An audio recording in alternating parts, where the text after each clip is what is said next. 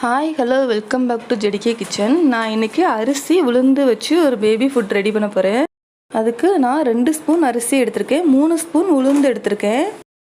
நல்லா வாஷ் பண்ணிக்கோங்க. 2-3 தடவை வாஷ் பண்ணி நல்லா காய வச்சுருங்க. இந்த பவுடர் நீங்கள் ப்ரிப்பேர் பண்ணி 1 வீக் இல்லை 10 டேஸ் கூட ஸ்டோர் பண்ணி வச்சுக்கலாம். ஏர்டைட் கண்டெய்னரில் போட்டு நம்ம எவ்வளோ நாளும் ஸ்டோர் பண்ணிக்கலாம்.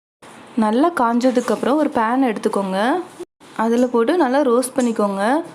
வாசனை வர்ற வரைக்கும் நல்லா வறுத்து விட்டுக்கோங்க. நான் வறுக்கும் போதே 2 முந்திரி, ஒரு 4-5 நிலக்கடலை பருப்பு ஆட் பண்ணியிருக்கேன். வாசனை வர்ற வரைக்கும் வறுத்துட்டு நீங்கள் அதுக்கப்புறம் மிக்ஸி ஜாரில் போட்டு நல்லா ஒரு பவுடர் ஆக்கி எடுத்துக்கோங்க. நீங்கள் இந்த பவுடரை ஒரு ஏர்டைட் கண்டெய்னரில் போட்டு வச்சுட்டு உங்களுக்கு தேவைப்படுறப்போ நீங்கள் இதை எடுத்து கூட யூஸ் பண்ணிக்கலாம். உங்களுக்கு எவ்வளோ தேவையோ அவ்வளோ பவுடர் நீங்கள் எடுத்துக்கோங்க. அதுக்கப்புறம் தண்ணி ஊற்றி அதை கட்டி இல்லாமல் நல்லா கரைச்சி வச்சுக்கோங்க. நிறைய தண்ணி ஆட் பண்ணிக்கோங்க, இல்லைன்னா உடனே களி திக்காயிரும், அப்புறம் சரியாக குக் ஆகாமல் போயிடும். இப்போ பேன் எடுத்து இதை நல்லா குக் பண்ணிக்கோங்க. நல்லா கிண்டி விட்டுட்டே இருங்க, இல்லைன்னா கட்டி விழுந்துடும்.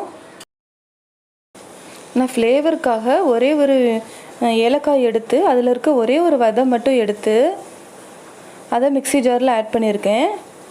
அது கூடவே பனங்கற்கண்டு ஒரு 1/2 ஸ்பூன் ஆட் பண்ணியிருக்கேன். இதை நல்லா மிக்சியில் அரைச்சி எடுத்துக்கலாம். நான் ஸ்வீட்னஸ்க்காக இப்படி பண்ணியிருக்கேன். நீங்கள் வெல்லம் இருந்தால் யூஸ் பண்ணிக்கலாம், இல்லைனா டேட் சிரப் இருந்தால் கூட நீங்கள் அதை கூட ஆட் பண்ணிக்கலாம்.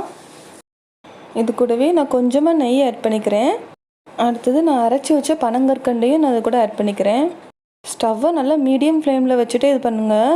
நம்ம ஹை ஃப்ளேமில் வச்சா உடனே திக்காயிரும், அப்புறம் சரியாக குக் ஆகாமல் போயிடும். நான் காய்ச்சி ஆற வச்ச பால் வச்சுருக்கேன், அதையும் எடுத்து ஆட் பண்ணிக்கிறேன். நீங்கள் 1 வயசுக்கு மேலே உள்ள குழந்தைங்கன்னா மட்டும் இந்த பால் ஆட் பண்ணிக்கோங்க, இல்லைன்னா இதை ஸ்கிப் பண்ணிடுங்க.